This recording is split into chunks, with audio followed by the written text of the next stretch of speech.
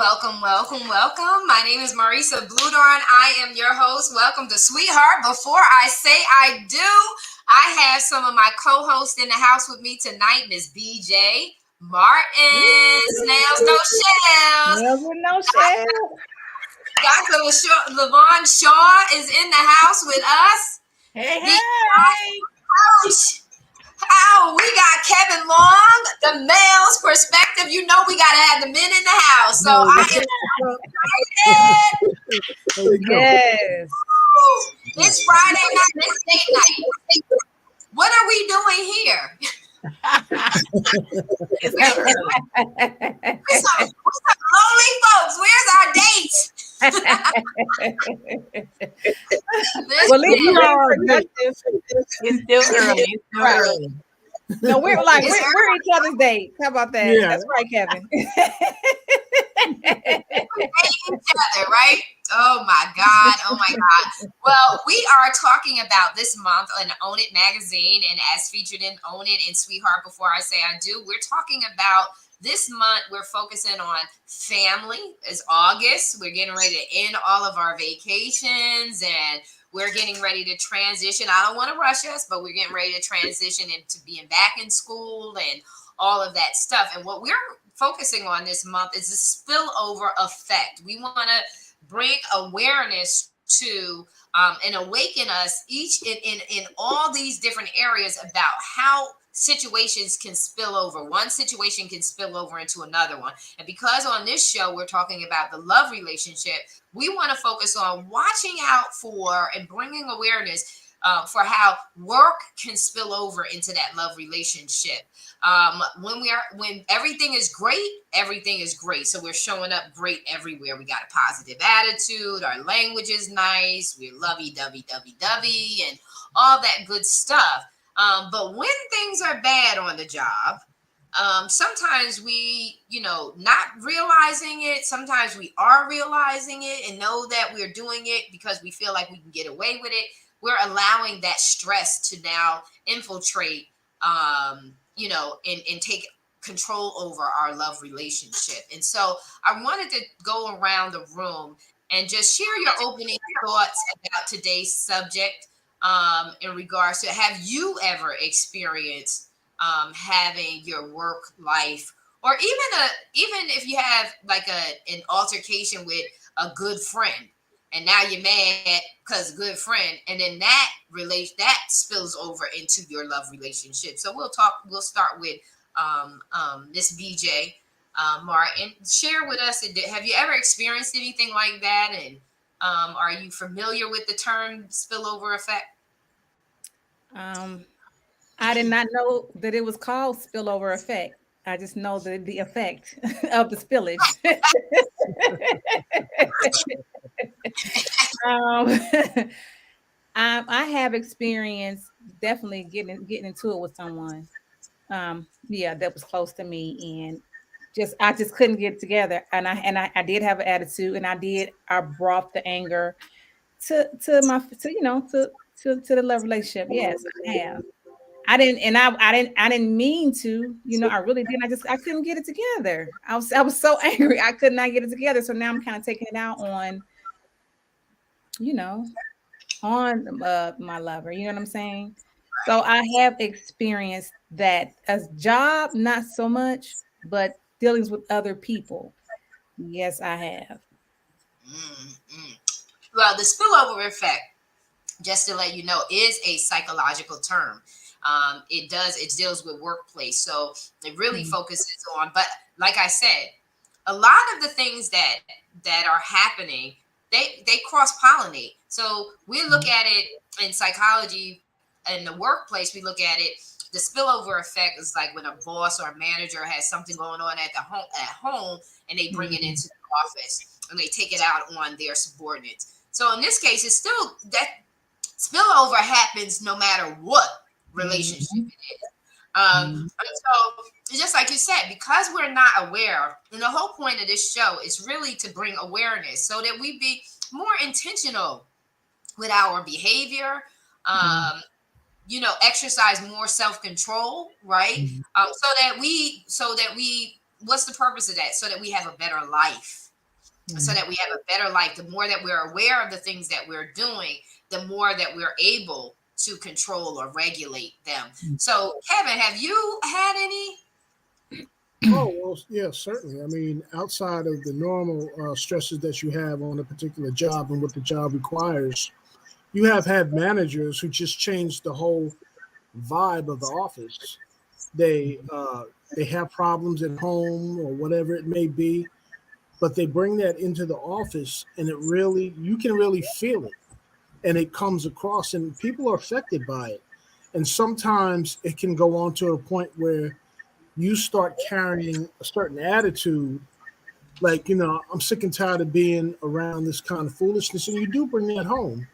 I know there are other ways that you can also bring it home as well, because, for instance, I've always been a computer geek. I've always loved computers, always been into them. One of the reasons why I got into IT. And one of the things that I know is sometimes you can have a problem on the job, and somebody who codes, after a while, sometimes when you can't figure a problem out, you may leave it alone and come back to it. But I'm the kind of person that it will nag me and nag me. And then when I come home, that's where I go. Instead of spending time with my woman, sometimes I'd go over her house and take my computer with me, sit down at her kitchen table, and I'm still trying to figure it out. You know what I'm saying? And because that's just the way I work sometimes. There's some things that I just have to stay on it. And that does interfere with her, because she feels like, you're not spending time with me. And I said, just give me a few minutes. And then a couple minutes may take, 45, an hour. And she feels like, and she told me every time, like, you're cutting into my time.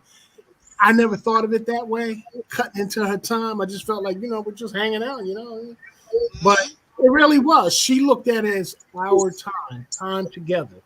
And I was cheating her out of that time. So definitely I can understand how you can bring it home in more ways than the obvious, because you can get stressed out because of your job, but you can also bring it home in the sense of you just sometimes may be a workaholic and it's just what you do. So I can see how that can affect relationships in two kinds of ways. You know what I was just thinking about? I'm sorry. Go ahead. I was just thinking, and the person that I got into it with, they probably had a bad day at work. It could have been some spillage going on with them at work, and I didn't know. Right. So this was making us more aware of of what's going on. Yeah, go ahead, Marisa. And Maya Angelou says, when we know better, we should do better, right? So it's all about, see, the real deal in the love relationship, and y'all, you know what I feel about it. It is not complicated. I don't care what anybody says, and you can argue me from 6 ways to Sunday. It's not complicated. Why is it not complicated?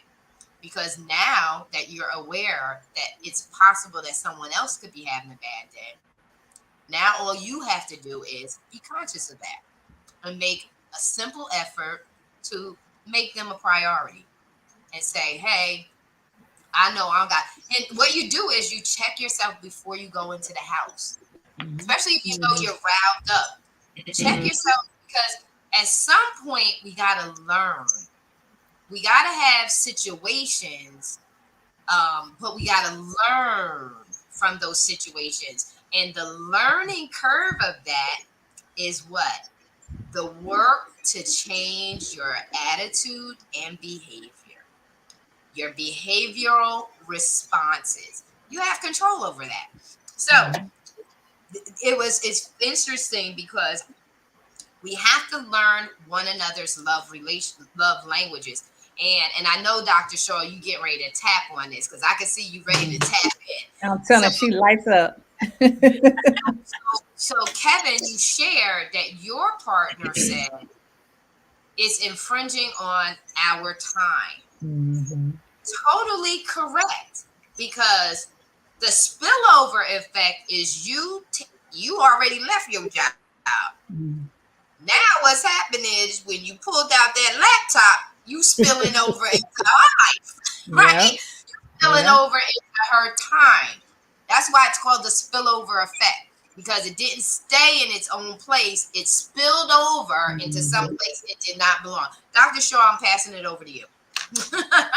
Woo! All this is great. So I want to talk about the after effects of the spillover. So being intentional. I had to learn to be intentional and not do this, especially when we coach couples about relationships. The spillover when you're complaining to your friend about your friend, or better yet, the best example I can give us, when you're complaining to your parent about something your lover did or something your friend did, but then you and your friend and you and your lover kiss and make up. Well, your parent is still mad that this person offended their child. So you're like, why are you being so rude? Why are you being, well, you said this and you said that. Well, they're still stuck in the spillage. And you all have healed and moved on. That's why you have learned, or I have learned, to be intentional and not go and just dump on somebody what that person did. I just like, okay, wonder what happened here. And God, show me if I made a mistake, and how to fix it, how to, repair it. Because I am a big person about friendship. I have to process what I'm about to say because, like, do I want to lose this friend? And it's not worth it. It's not worth it. So sometimes It's I'm not. just like, okay, you have to be intentional. You have to be intentional about what comes out, because when it comes out, That's it. out of the abundance of the heart does the mouth speak. What? That was in your heart? That came out your mouth? That was in your heart? So that's why you have to be intentional about what you say. Yeah.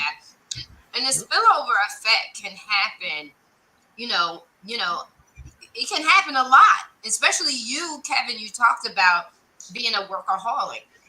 And that's the one thing about my journey. The one thing that I'm thankful was the fact of my level of self-awareness, of just always being one who sits back and assesses behavior. That's why I loved human behavior. That's why I went into psychology, because I always say, well, why would someone do that? Or why did they do that? And understand why they did it. And then also to not only understand it from one point of view, but from both sides or multiple points of view, because everyone has something to add to the table. Everyone has value. And to discount that value is almost to discount something that can broaden your experience, right? To that can offer you different ways to enjoy life. So when it comes to your partner, it's important for you to know yourself, but to also get to know them. The 5 love languages. Remember, we talked about the 5 love languages. I'm gonna grab that real quick. That's what I keep looking at. Is words of affirmation, right? So sometimes the spillover effect is when you get upset and the words you're saying are not very positive words of affirmation. They're kind of negative. And if a person is big on words, you're hurting them, you're stabbing them, and things like that. So it's important for you to not only know about your own behavior, it's also know how your partner communicates and likes to be communicated with. Quality of time, we talked about that. Spilling over robs that quality of time, because now you've not made your partner a priority. So guess what they feel like? They feel neglected. What happens? What's the results of feeling neglected? Well, I know that it's almost like, I don't know if these two are comparable, but it's almost like rejection. It's one thing for somebody to reject you outright. It's another thing for someone to use nonverbal cues to reject you. And sometimes I think that in either case, you feel the fallout of I'm feeling rejected. So a lot of time, and looking back, I can see how there were many mistakes that I made because I didn't think of it in those terms. What happens is many times is we as human beings become patternized. We're creatures of habits that we tend to fall into certain ways we do things and patterns that we continue to execute regardless of what a particular situation is. Some people have static mentalities, personalities, and some people have more dynamic mentalities. Many of you seem like you have dynamic mentalities, which means that You're not static in how you adjust to different environments, different people, different thoughts, different ideas. Sometimes a lot of people are not like that. They're static. They go to work, they come home, they do this, they do that, and it just follows the same pattern. Without, and maybe there is some time for their children and their partners, but a lot of times you don't want your relationship to be patternized. This is Wednesday night, so this is our thing. You want it to be dynamic. You want it to be, have that flexibility to change and evolve and alter itself as the situation dictates. And a lot of times that's what happens. We become what's called in psychology, they call it fixed action pattern. It's just fixed ways that we do things and we get stuck in it, And some people like that. So you gotta look at what is it, what's a value point to them. Like, so some people like having a routine schedule. So when I say static, it's a little more than just routine. It becomes a lifestyle of beyond just routines. We all have routines in one way or another, but it almost, I won't say it's a psychosis, but it's a way that people don't want to change is the point I guess I'm trying to make. There's a difference. Okay. So that's me. You mean being stubborn. Sitting there with don't want to change things the way they are. Yeah. Well, guess what? But at the same token, you get what you get, right? If you don't want to change, you can't get upset because because someone leaves you. You can't get upset. Like, so when we talk about neglect, you can't get upset if your partner goes out and cheats on you, because you cannot neglect it. The scripture is even clear. The Bible says it's so important for you to come together in intimacy. He says you got to come, unless you are in prayer and fasting, you got to come together in intimacy on a regular basis, lest you be tempted outside the relationship. So it's imperative. And this is another area where couples neglect, especially the partner who's not sexually inclined. They're not really into it for whatever reason. It's not a priority for them, but the partner who that is a prior, intimacy is one of their love language, because the other love languages, I'll read them off so that everyone gets all five. And then I'm going to jump to Miss BJ and then Dr. Shaw. These are the five love languages, and in communication and that spillover can affect you performing well in these areas of responding to your partner.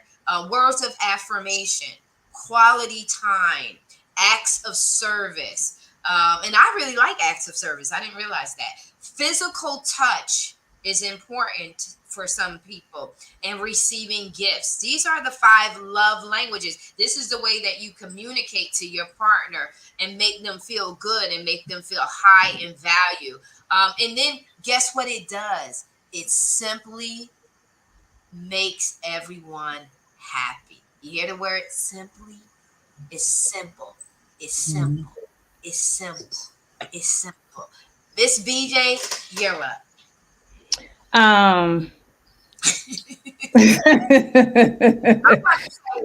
You know what? I think it'd be a good idea for us to go to commercial break and then we can speak on this.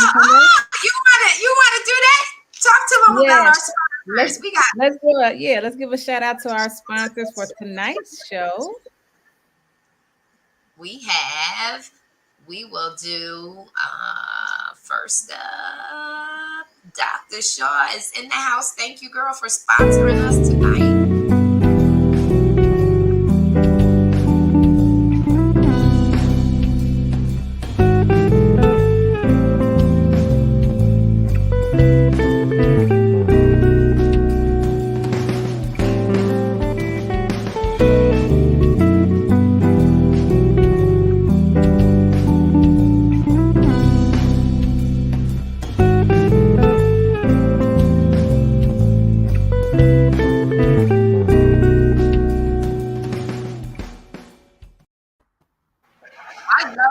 I love you, Dr. Shaw, because you talk about the needful thing. But I want to give a shout out to our designer of that commercial, which is Miss BJ Martin. And so, BJ, if you don't mind sharing with folks how they can have something like that specially done for them if they're in business or they want to promote any kind of event or activity. Okay. Yeah, so you can DM me. I'm on Instagram under MS underscore BJ Martin. On Facebook, you can DM me under BJ Martin. You can hit me up on my website, www dot I am Ms. BJ Martin. I'm everywhere. I'm on Linktree too.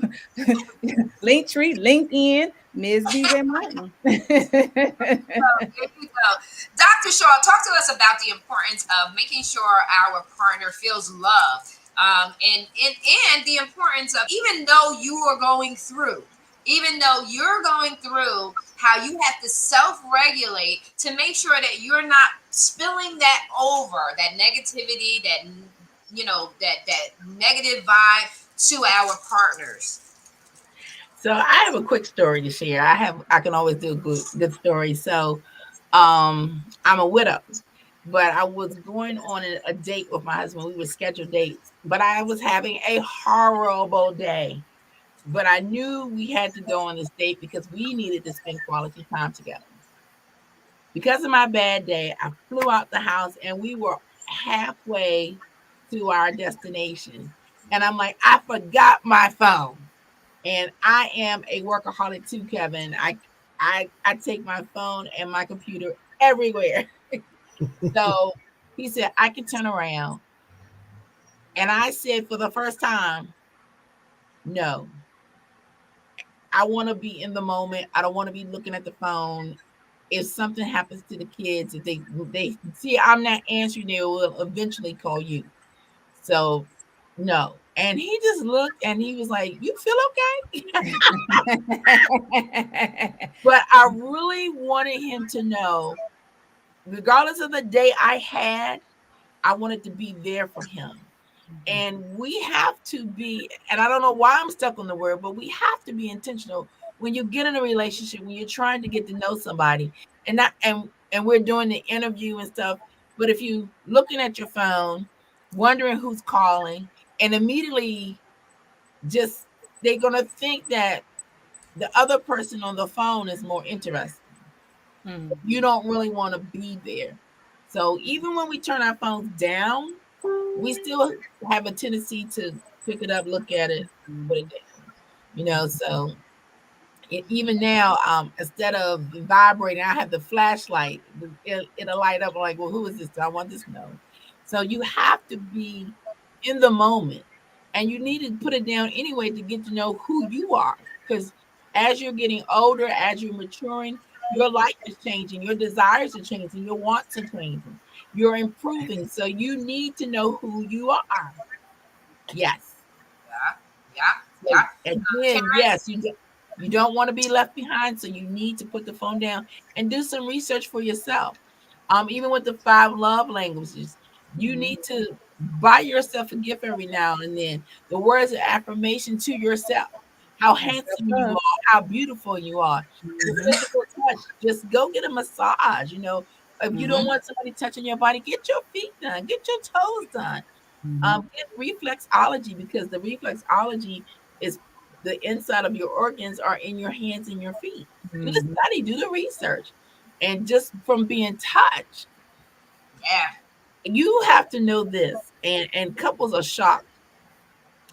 I'm a foster parent, and so I've worked with infants to 21 years old. There are infants who pass away because of failure to thrive. Failure to thrive is the lack of touch. Marriages are dying because they failure to thrive because of the lack of touch. Holding hands, simply holding hands, can save some marriages. Yeah. So, yeah. You're gonna think I'm crazy, but me and my ex-husband, we always held hands, even driving. That's not crazy. We went to sleep. No, because he's my ex. That's crazy. But when we went to sleep, we started off in a lock cuddle.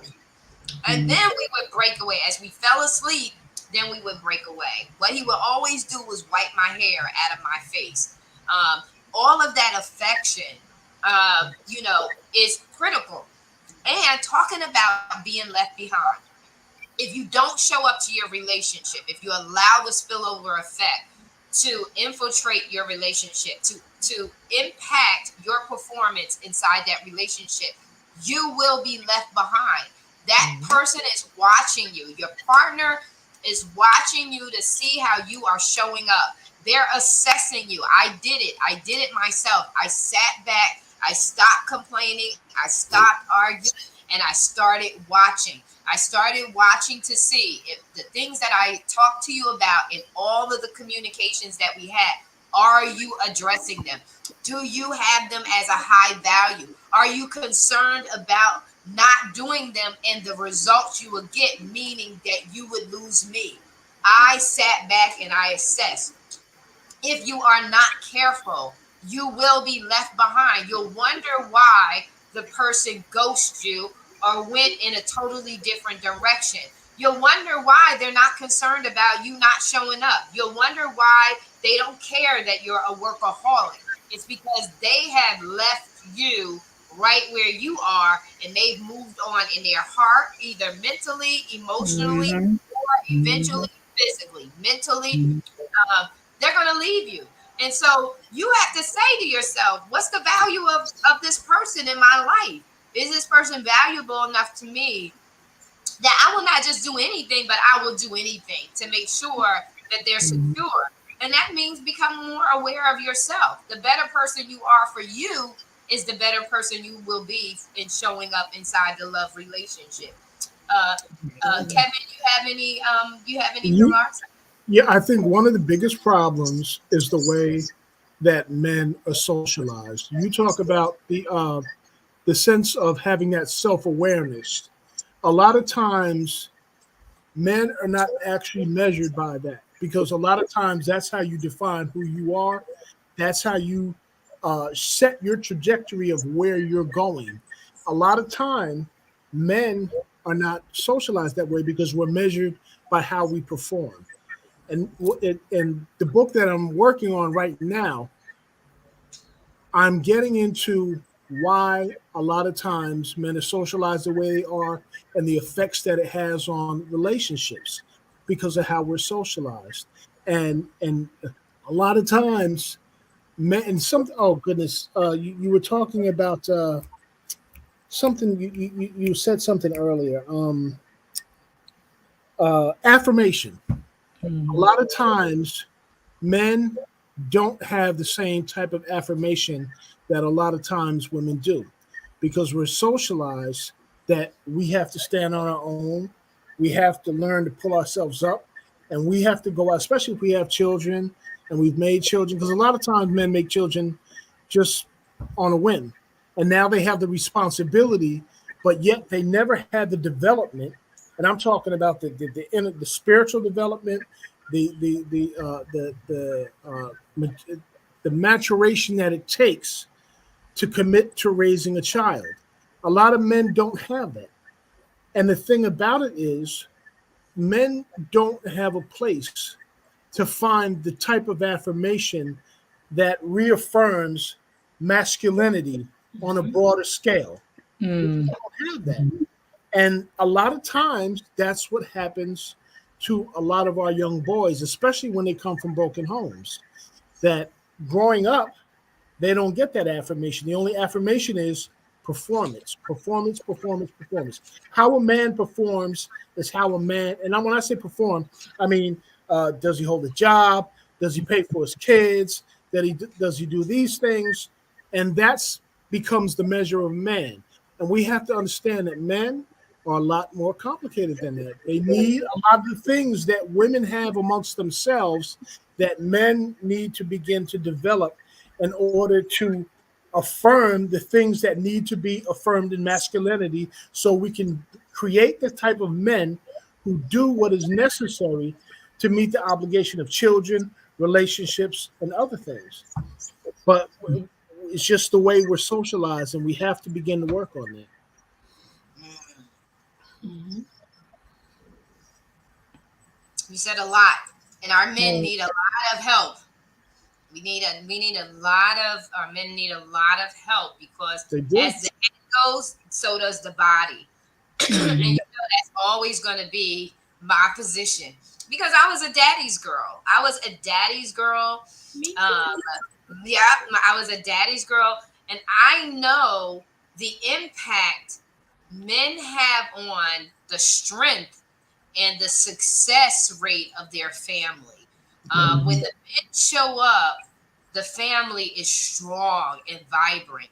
Our communities are strong and vibrant, and you. This is dear to my heart. That's why this conversation, I'm trying to be very light and very easy with it. It's no joke for me because the love relationship really, really impacts our world. Yeah. Um, when the couple is happy and flourishing, you have happy and flourishing homes. You have happy and flourishing communities. You have Yep. happy and flourishing job environments. Why? Because the people as a whole are happy.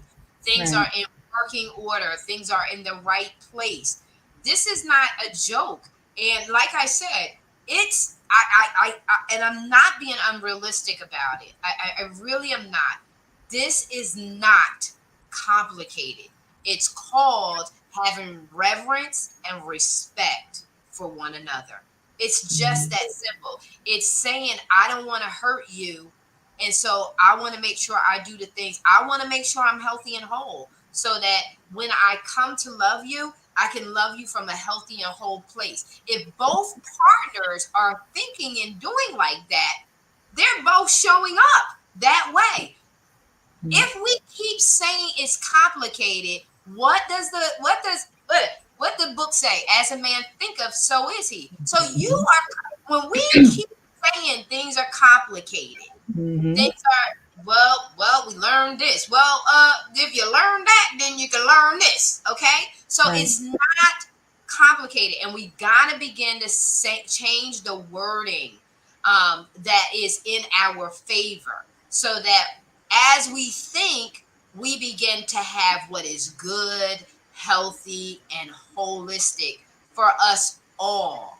Not just for the women to have a man that does all of this, not for a man that has a woman that does all of this, but so that we have it together, so that our children are healthy, that we are now breeding a healthy society, and that we can have a little alleviation of all of this dysfunctionality.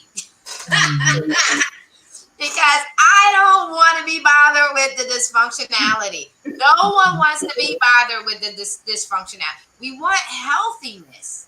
Mhm. We want to be healthy. We need a break. You look at some of the people and they look so worn down and beat down. When you look at relationships that are not in good standing, the man looks a mess and the woman looks a mess. The kids look a mess. Everybody looking a mess. Am I right or am I wrong? You're right. I agree. You're right, and it's dear to my heart. I'm being good about it. I'm trying not to sound like So let me tell you, I know that, and understand this, Marty. You and I don't disagree on the idea of simplicity because I know exactly what you're talking about. What makes it complicated is how do you unlearn what you've learned. That becomes where people get in this fog because, again, how do you undo what you've been taught to do? And it's hard. You're well, right. It's simple. I don't disagree with that. I say this: the way that I don't overwhelm myself with everything that I have going on is instead of trying to look at everything at one time, just do one thing at a time. Just just Mhm. just change one thing, and just be okay with saying I'm getting there, right? I'm not perfect. Sometimes I have the foulest mouth, and I always Because if it's passionate to me, I can't do anything, but I can fuss. I can fuss and it won't hurt nobody. But I, when it's too big and I sense it's going to overwhelm me, I'm good and I'm content with just changing one little thing. If my bank account says I need to eat like beans, I'm not trying to go out and have a feast. I'm Right. going to eat the beans. There's going to be a time when I can eat like a feast again. That's self-regulation. And so self-regulation says, hey, take it one step at a time. No one is perfect. Don't beat yourself up. Don't try to run and rush and make everything perfect. A big thing that men have a challenge with is y'all have the damsel in distress syndrome, where you always want to save a woman. And if you see a woman who doesn't need saving, you don't know what to do. Some of y'all don't know what to do with a woman who knows what she already knows what to do and is already ready to bring something to the table. So then you feel inadequate because now this woman tries to get, well, you almost knock off your nose to spite your face because God now placed in front of you something that can help you. Because That's right. scripture says Exactly. That's it's how not we're socialized. Again, that's why it's like that. Just what you Yeah, said. but okay, so now in the conversation, it should be that now that we are aware of this, I can do I can now start self-evaluating, right? Look at yourself and start saying to yourself, hey, you know what? This is a blessing, you know? Right. And you know what I had to do when, because I got married and I was with my husband at the age of 19. So, you know, at 19, you already know I'm fiery. You know, you already know, Kevin, right? Right. Fiery Marisa. So I would come when we would hit heads, I would come, blah, blah, blah, blah, blah, blah, blah, da, da, da, da, da. Well, you know what was happening to me? I got saved in my early 20s. I got saved. I gave my life to Christ. And when I gave my life to Christ, I started reading the book of Proverbs and Psalms. Those are the books that I went to. Everybody said, read the Gospels. No, I just went right over to Proverbs. I was like, it would be my militant butt that would go to Proverbs, right? Because Proverbs, if you read it, it's tough. It's tough, but it is the way of life. And I'm high, even as boisterous and as strong as I am still very high in compliance. I want to do the right thing. I want to be under the right leadership. I want my leader to do the right thing. I want to be associated with those things that are of excellence, order, decency, that are honorable. We all want that. We want to be proud. And what I had to do was go to God and I had to begin to really, really pray. Pray about my lack of patience. Pray about the shortcomings I had. I had to pray. And then I had to start using self-regulation. So when you pray and ask God, we also need to do some work ourselves. So we need to self-regulate. So when we come out of prayer, we don't just put it all on God. God says, okay, you cast your cares upon me and learn of me. He says, learn of me. So we have to learn the right way of doing things. And as I opened myself up to be transformed, to be changed. I allowed the changing. I allowed the humbleness. I allowed the humility. I allowed the teaching. Even when sometimes I felt like I was right, I asked God to hold my tongue, shut my mouth, keep me still. Even when sometimes I'm boiling over, I had to reteach. I had to do that myself. I had to because just like Dr. Shaw said, I had to be intentional. If I want different, I have to do different. And in order to do different, I had to think different. I had to have all of that. So I say that to say, if one person can do that, if we want better, we really, really want better, we can all do it. And it just starts by stop trying to be perfect. Stop trying to save somebody else. And when God sends you someone who has it, be humble enough to say, whoa, what a blessing that God would honor me with a woman who's got it together. I don't have to stress myself out. I don't have to go through all the drama and the trauma. receive the gift. Receive the gift of what God has in front of you. And it's a process. I didn't get where I am today overnight. It didn't happen. And I still screw up. Did you hear me say? I still screw up. I still screw up. But I'm thankful that God is merciful. I'm thankful that I can get up in the morning, I could breathe again, and I could start the day all over. I'm thankful that I have the ability and humbleness to say, you know what, I'm sorry. I was out of control. I'm wrong. I learned that through the years. With that ex-husband, I learned how to say, I'm wrong. I learned how to say that with my children. I'm wrong. And it's hard. It hurts when you have to say that. But when you get there, I can tell you today, I'm so freaking free. I'm free. I'm free. But it's a process. It's a process. But Absolutely. one bit at a time. Don't try to just, I'm gonna be changed overnight. It's not. It's not. It's an evolve. It's a discovery process and it's an evolve. As you discover, you evolve, you get better. Then you discover something else, you evolve, you get better. It's a step-by-step process. But we got to get our men to get from talking about the trauma and the lack and start saying, let me move. I recognize the trauma, I recognize the lack, I got to do something to move forward. Marisa, if I can share, Michael, when we met, we were dating and having a great time, and all of a sudden, for like maybe 24 hours, broke up with me, and I was like, "What is going on?" And I was blown. One, no one needs me. No, I want. You don't want me. So we sat down, and I found out he was a wrestler, and he said, "You don't need me." And I'm like, what are you talking about? He said, you have your own job, your own car, your own house, your own career, your own ministry. You don't need me. And I said, no, I don't need you. I want you. And I want to be with you. And that blew his mind. And we grew from that. And we grew together. And we were married maybe 3 years before we had our first fight. And when we finally had a fight, he was leaving. And I'm like, where are you going in the middle of a fight? And he said, I'm going to the batting cage. I'm like, no, we need to sit down and discuss this and how can we fix this?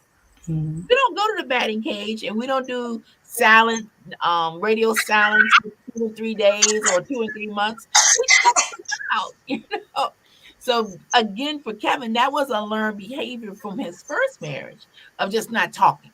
I'm like, that's not, if something happened to one of us in the middle of not talking, we would lose our minds. So no, you talk it out. You talk it out.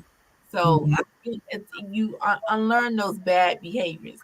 And I'll say this, when we're taught some things from our daddy's girl days, the best example I can give you is for OGs, when you're walking with me, if I'm walking on the outside of the street, I'm pretty sure I'm not going to see you again. So I was on a date and I was on the outside of the street and I was in my head, I was like, this is it. This is a one-time deal. It was so funny because he immediately grabbed me. I didn't say anything. He grabbed me. He said, you should be on this side. And I was like, oh, okay. He picked up that energy, girl. He picked up that energy. He knew he was getting ready to be iced. Let me say this. I'll say this, though. One thing you said is that I don't care who the man is. I don't care what the man is. If a man ever, and I'm telling this is coming from a man, so you can't say you weren't told. I don't care who you are. If a man ever believes that a woman doesn't need him, believe me, that's going to hit him inside, and it's always going to be there. And anytime anything goes wrong in that relationship, you best believe that's going to be his fallback for why he makes the decision to do some of the things that he does. A man never wants to hear that. Never, never, never, never, never, never. I want to always believe that you need me, whether you do or not. It's not the point. You can be independent, but do you need me?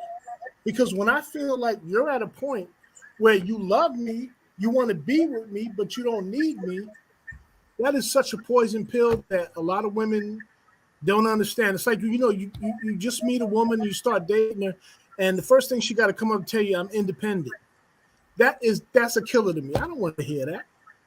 I want to get to Mm. know you. What is it that you need that maybe I can bring to the table? And what is it that I may need that you can bring to the table so that we have that cohesiveness? But when you're telling a man that I don't need you, So I just want to be clear. you created a fault in that man that's always going to exist. Me? Mm. Well, let me Yeah, be that's clear. just straight up. But let me be clear with what I said to I'm Mike. not putting you down for what you said. I'm just saying. No. I just want clarity. When Mhm. I did say that I didn't need him, but I wanted him, I was saying that because he was used to dating women who needed him to rescue them. Not because they loved him, but to rescue them. So when Needy. he came to me, he didn't need to rescue me. He trust me, he was my king, he was my bishop, he was my lover, and he had the last say in everything we did. But I need you to understand, when I said I didn't need him to rescue me, I wanted to be with him simply because I wanted to be with him, not Mhm. because he was I get scooping it. me up and doing that. So I got you. I need you to know Okay. that. I So got I you. want to share with you as listening. Uh, she didn't say she didn't need him. He said to her, "You don't need me." Me. So Right. what It, has to it, it happen? doesn't matter. It doesn't No, no, no. matter because if he has a sense of whether or not she has anything that may fulfill him or say, this is why I need you in my life, even if he's the one that recognizes it first, he's Listen, looking at things that Kevin, say, huh? Kevin, Kevin. Listen. So there's a preset mindset here that we're talking about. So and it has nothing to do with the woman. It has everything to do with the man. And what I'm saying to you, and hear this objectively, is you've already preconditioned your mindset to say, now, if you had a woman that came in and she says, oh, yeah, I'm independent, blah, blah, blah, blah, blah, she's telling you who she is. So you got to watch your triggers. Remember all about self awareness. Hold on, Men hold on, hold as on. well. I don't. No, here. I hear what you're saying, Marty, but I don't think you're understanding me. I know it was him who said it. I wasn't putting the blame on her. I'm not putting the blame on the woman. Understand the sensitivities of men. Just like we talked earlier about there are two ways you can feel rejection. Well, understand in this case is the same way because a man can look at a woman and see all of those things that she has going for him, and he may say to himself, well, she doesn't need me because what is the indication? Because So she, Kevin, huh? if it hear me out completely. Just wait. Let me say this to you. So if the man, let's say if the man has a trigger of not not feeling needed, nothing that a woman, she may not even say it verbally, because she didn't say to him verbally that he was not needed. It was her just being her that told him that he was not needed. So if that's the case, she is not saying she's just being herself. So I if understand that. so hear me out though. This is why I Mm. said that's a precondition. You're already conditioned to being triggered that you're not wanted, you're not valued if you don't see yourself. That's what you are seeing. That's what the man is seeing himself as, not being needed. The woman is not saying that. So everybody has, remember we talked about the 5 love languages. This is male and female. This does Mm. not have, it's not a gender assignment. It's male or female.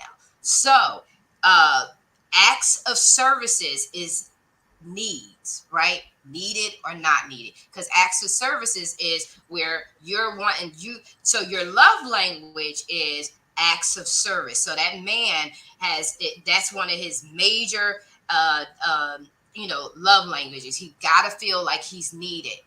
If that woman is a woman who is independent naturally, that's her natural trait, right? she she's not intentionally sending off a signal to say I don't need you, and she's not verbalizing it.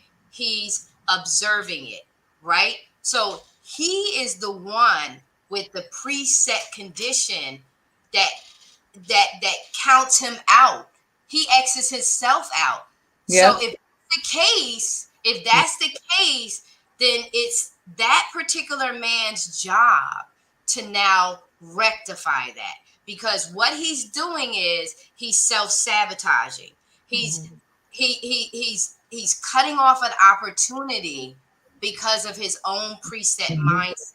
So Mhm. that's what I'm saying to you. I'm saying to you that this is a part of where you have to be self-aware. And if you're self-aware and you're really being honest with yourself, and self-awareness and introspective work is not easy work, because you have Mm-mm. to own it. You have to own your stuff, because we don't know. It's just like you say, like, and I don't want to say you said it, but I've heard men say, I can't read your mind. Well, guess what? We can't read your mind. So we don't know that that's a preset condition that you have in your thinking pattern, because not all men feel like, not all men want to be needed. So it's not all men that want to be needed, Mhm. because some men are thankful that they don't end up with a needy woman. They don't have that damsel in distress, no disorder, or need to rescue. They don't have a need to rescue. They're looking for a partner that's going to come along, and they're ready and they're preset for that woman to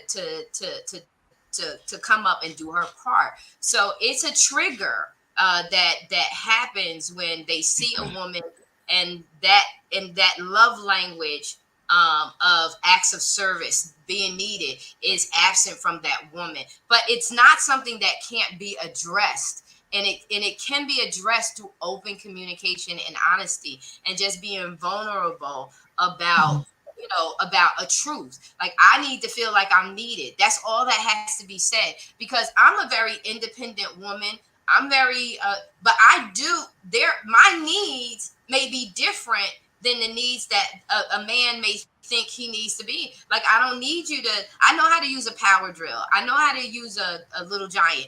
But what I would want you to do is rub my back.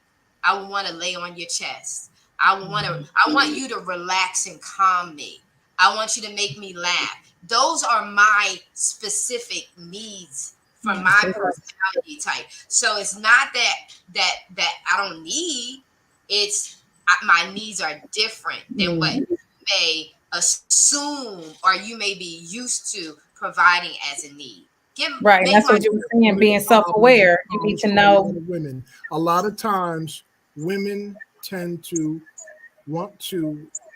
They don't understand how, and I understand everything you're saying clearly with no ambiguity.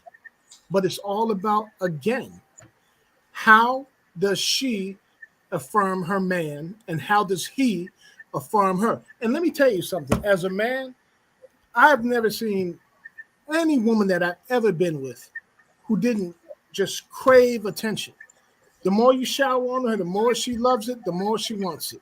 She just enjoys it, because men tend to meet the in a lot of ways the affirmation of what women need. But at the same time, when you flip it, women tend to support their man, but a lot of times the support, and I don't want to go too far because it's going to get too deep into a different subject, and I don't want to go there. But we have to learn that there's certain ways that women need to understand. How do I affirm my man, and how do I affirm his needs? And that's the one thing that I see. That's why I'm writing the book that I'm writing, because a lot of times I think there's women lack a great deal of understanding about the needs, feelings, affection of men, and the men are not getting met with what it is they need. We're missing out, and we're deficient. And that's why the kind of men a lot of times women get, that's because that's what's been produced. And that's what we continue to produce. And you have a lot of women out here who are not finding the kind of men they want. There's never been a woman that I have ever dated that I have asked. I said, have you ever in your life loved a man the way you imagined it in your mind? And every single one of them told me no. And I'm saying, you're with somebody you say you love, but yet you have yet to meet the level of love that you imagine in your mind. Why? Because you're not producing the kind of men that bring that kind of love. And I think we I'm not trying to get huffy with y'all. I mean, no, you are passionate about these needs. I love it. I love the passion. You go ahead, Kevin. That's right. You stand firm on your beliefs and you writing your book, and we're here to support you. We love it. Bring it. Bring it. But now I'm just saying, we're going full circle again. You talked about the 5 love languages. It's important to be self-aware about what you need, right? What you need first. You need to know what you need, Kevin. I just don't. I mean, I agree with those things what you're saying. Sometimes I just want us to be careful because those things can sometimes be a little anecdotal, and that's what concerns me sometimes. Because we go as men, we go deep, just like women do. Everybody's an ocean, but a lot of times we have to learn how deep we can go. And find out how deep the water actually is a lot of times. Right. And so that's why it's important for you to know what you need and important for you to take the time to know what your mate needs. Be intentional with that. A lot of times we aren't. Some people, they like, well, I got my needs met. I'm good. It's a lot of selfishness still going on. And you don't take the time to, a lot of people don't even know what 5 love languages is. What is that? You have to be, we're trying to love, but we don't even know how. We don't even know how. And I think that the 5 love languages, I think that's a start. Yeah, I think that's a start. That should be a blueprint. Let's start here. A start. Okay. Right. Definitely. And there's plenty of books on the 5 love languages. Mm-hmm. The key is creating and then we're going to close out because we, believe it or not, we've already up on this hour. Mm-hmm. we're gonna do a round robin and close out. But the key is, at a certain point in our lives, we have to create a vulnerable, a safe place to be vulnerable and transparent and non-judgmental, and we have to agree and commit to that. And we have to be careful because these are our partner's emotions. These are the truth of who they are. We want them to be safe. We want them to be in an environment where they can be truly themselves. The love relationship is the most important relationship outside of our relationship with our Creator. I say Heavenly Father, He's my Father. But for those who look at it from a different spiritual perspective, it's your relationship with the one who created you. That's the first. The second relationship is the love relationship. Because you come together and you become one, you become entangled with each other. You have got to make it a priority to give that person an environment and an atmosphere that is conducive of and highly supportive of vulnerability. If you are going to really fuse this relationship together, if you're really going to have the opportunity to have a fulfilling and loving and passionate relationship, you have got to be vulnerable and transparent with one another. I always say you have to be best friends. You have to be, have to be, because it's important. This is where all of the stuff comes out. You want your partner to be able to share any and everything with you so that you can go through things together and strengthen your relationship, the foundation of your relationship, so that it's unshakable. And so I'm going to let my co-hosts have their closing remarks. Miss BJ, you start. Dr. Shaw, you next. And Kevin, you finish us out. My closing remarks. I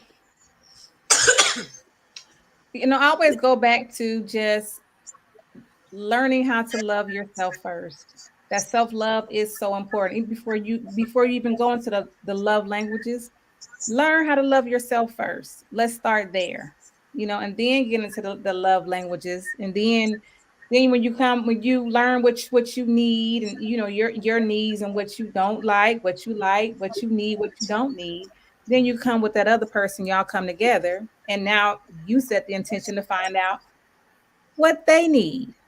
What do you need, Kevin, as my man? What do you need? What is your love language? I can bring. We're gonna study this book together. We're gonna be intentionally come to this thing together and do this together so that we can make sure that we are happy. If you need me to tell you whatever, I'm gonna do it. Okay, because that's what you need. You understand what I'm saying? I'm setting the intention. If you need me to tell you whatever you need me to tell you, baby, I'm gonna tell you because I love you. Right? Yes. That's what I'm Yes. talking about. Yes. That Listen, right there. That can believe me. That's gonna go a long way. I All recommend right. that you test out the love languages on yourself first, so you That's could right. discover Exactly. what those love What you like. languages are. Yeah, Mhm. what you like. So, Dr. Shaw. So I'm going to touch and agree with my sister BJ that this beautiful platform we're on. Before I say I do, you need to know what you want, who you are. You need to become 100% whole before you say I do. Before you're available to share. And we hope that this platform will allow you the opportunity to learn that. What are you going to offer before you say I do? Yes, Beautiful. yes, awesome. All right. Kevin, Basically, let me tell you, there are a lot of men out here in pain, and a lot of times they're looking to be medicated. That's why a lot of times they use sex and drugs and whatever else they can use to medicate that pain. Because let me tell you, we are masters at hiding our pain, or at least trying to hide it. And just like what BJ said, we as men, we need so much. We need the kind of deep penetrating affection and love that can reach down into who we are and begin to ease that pain. Because I'm telling you, when you have a man who's not walking in pain, you really got something. And that's most of the time what women want. They want a whole man, not a broken man, not a part of a man. And a lot of times, a lot of women try to piece them together. She's trying to salvage what's left of a broken man. And that's why a lot of times she ends up frustrated and hurt and going through all of these hassles because she's trying to piece together a man. Well, we have to start building whole men and keeping those men whole until they reach adulthood. So we have adult men for adult women, and we don't have to deal with this madness anymore. And it'd be just as simple as Marty always says it is. So, simple. I'm going to read to you an excerpt from the Sweetheart Before I Say I Do book, but I'm going to read you the 5 love languages first. Words of affirmation, quality time, acts of service, physical touch, and receiving gifts. So here's the summary of the book. The love relationship is complex in and of itself. Not knowing who you are and what you need out of the love relationship complicates things even more. It's all about asking the right questions, first of yourself and then of your partner, to ensure you and your partner, you are partnering with someone who has the ability to weather any storm with you and survive. To change your outcomes, you must be willing to change the behavior that produces them. Most people struggle to enjoy life because they don't want to look in the mirror, face their issues, and do what it takes to overcome them. Then you want to invite someone into all of your dysfunction, mess them up too. You must first love yourself. When you truly embrace love all of you, healing begins to blossom in your soul. You begin to become whole, and true happiness emerges. Healthy self-love must start at home with you. When you love yourself, you will confront your own shortcomings and want to be a better person, and would never want to offer your lover anything less than what you yourself deserve. Sweetheart, before I say I do, we're out.